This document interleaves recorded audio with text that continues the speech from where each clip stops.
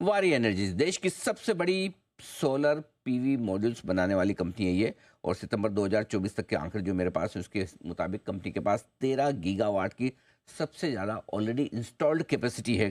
और पिछले 4 सालों में कंपनी ने अपनी कैपेसिटी 6 गुना से ज़्यादा बढ़ाई है।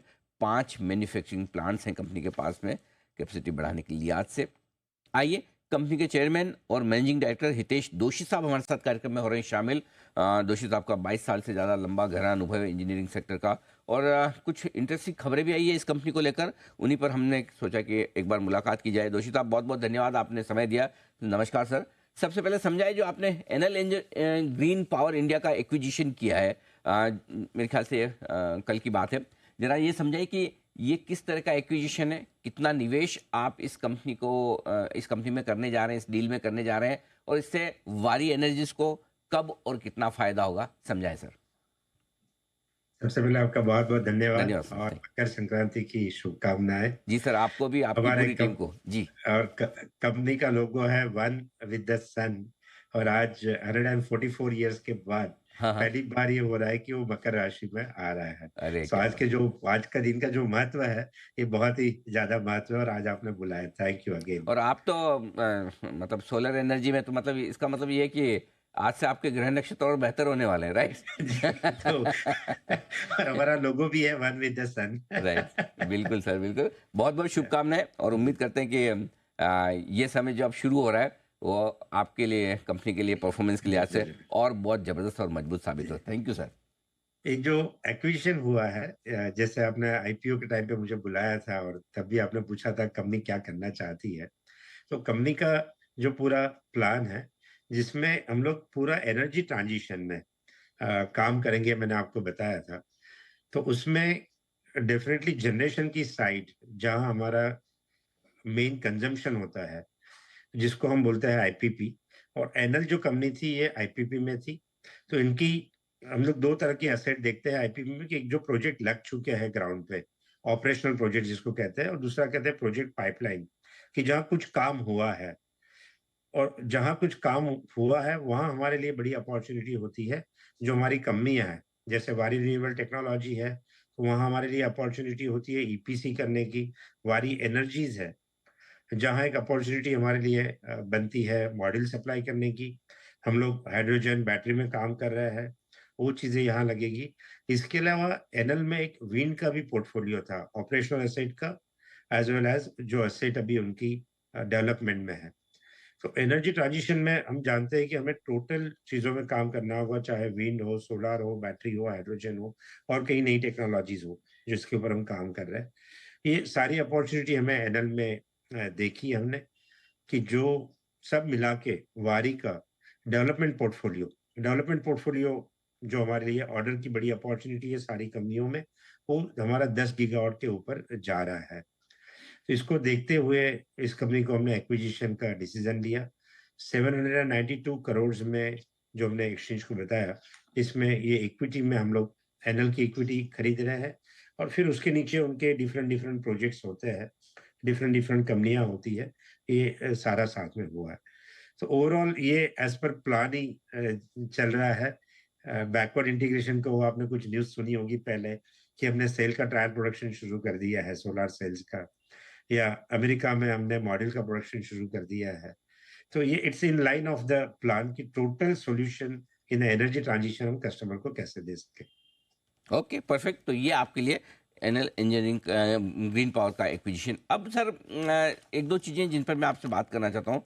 अभी अभी हमने एक बड़ी स्टोरी भी की कि इस बजट में सरकार रिन्यूएबल एनर्जी के लिए बड़े कुछ प्लान बना रही है, बड़ा कुछ करना चाहती है। और उसमें 40,000 मेगावाट सोलर प्लांट की स्कीम बनाई जा रही है, जिसमें रिन्यूएबल एनर्जी के पार्क बनाने पर भी विचार होगा। और 500 गीगावाट रिन्यूएबल एनर्जी से उन्होंने बिजली उत्पादन का लक्ष्य भी रखा है। बताएं सर, आपकी कंपनी को और सेक्टर को किस तरह से इसका फायदा मिल सकता है अगर ये स्कीम आती है तो?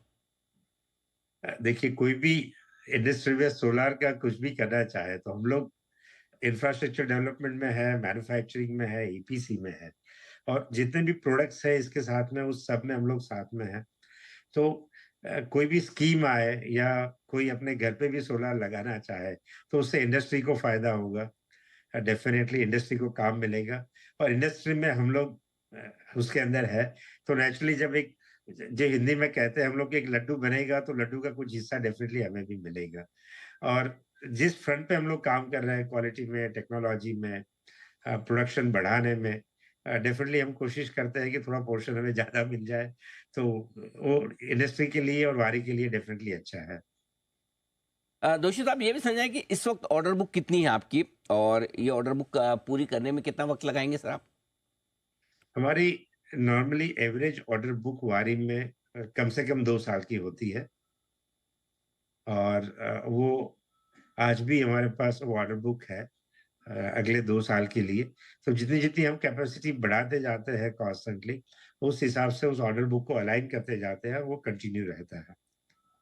अच्छा, एक चीज़ और बताएं कि जो थोड़ा-सा लोगों को डर लगा था कि ट्रम्प साहब इलेक्शन जीते हैं, तो उसके बाद उनका फ़ोकस अमेरिका में थोड़ा फ़ॉसिल फ्यूल पर ज़्यादा रहेगा, शायद रिन्यूएबल के लिए थोड़ा मुश्किल आए। ऐसे कोई संकेत हैं क्या? यार ऐसा हो सकता है, कुछ संभावना है इसकी? मैं एक पहले ब्रॉड पिक्चर आपको बता दूँ, सोलर एनर्जी या बैटरीज़ ये आज से चीपेस्ट और फास्टेस्ट एनर्जी सोर्स है। जिस तरह से दुनिया में एनर्जी की डिमांड बढ़ रही है, चाहे डाटा सेंटर के लिए हो, ईवी के लिए हो या और किन चीज़ों के लिए हो, सोलर को रोकना मतलब एनर्जी का जो फास्टेस्ट डिमांड बढ़ रहा है, उसके सामने उतना फास्टेस्ट जनरेशन को रोकना है।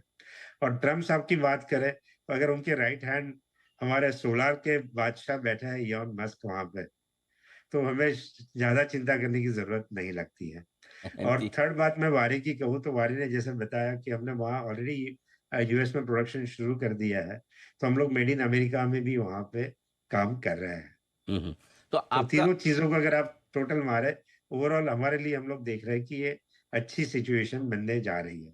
तो आप कह रहे हैं कि आपने अमेरिका में भी प्रोडक्शन शुरू कर दिया है, प्लस आपका ओडिशा में जो एक्सपांशन था, वो भी पूरा हो चुका है? दोनों हो चुके हैं पूरे, राइट? नहीं, वहाँ काम चल रहा है और इसकी जगह हम लोग मतलब वहाँ जो शुरू होता है ग्राउंड वर्क और इलेक्ट्रिकल वर्क, ये सारा काम चल रहा है वहाँ पे। परफेक्ट। अब और नई कैपेसिटी कितनी एडिशन करने पर आपका काम चल रहा है? और अगर साल 2 साल का जो भी आपका व्यू है, आप एक अनुमान देना चाहें, आपकी 6 गीगावाट से आप और कितनी बढ़ाना चाहते हैं?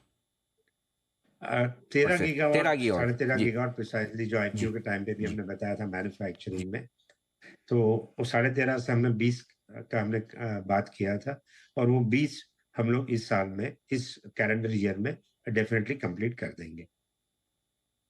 अ, एक और आखिरी सवाल ये कि इस वक़्त जो एक कंसर्न ये है कि रॉ मटेरियल कॉस्ट क्योंकि थोड़ी-सी बढ़ रही है, उसको लेकर आपका क्या आउटलुक है? क्या कॉस्ट इस वक़्त कंट्रोल में है या बैटरीज़ और जो कुछ भी और इक्विपमेंट है, उनकी कॉस्ट और प्लस आप कितना पास ऑन कर पाते हैं अपने कस्टमर्स को, वो भी समझाएँ?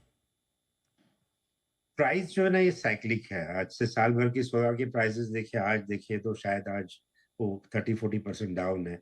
फिर से कमोडिटी की प्राइस अगर इंक्रीज़ होती है, जैसे कल हमने देखा ऑयल की प्राइस बढ़ी है, डॉलर बढ़ रहा है। इसको देखते हुए प्राइस थोड़ा बहुत ऊपर-नीचे चलता है।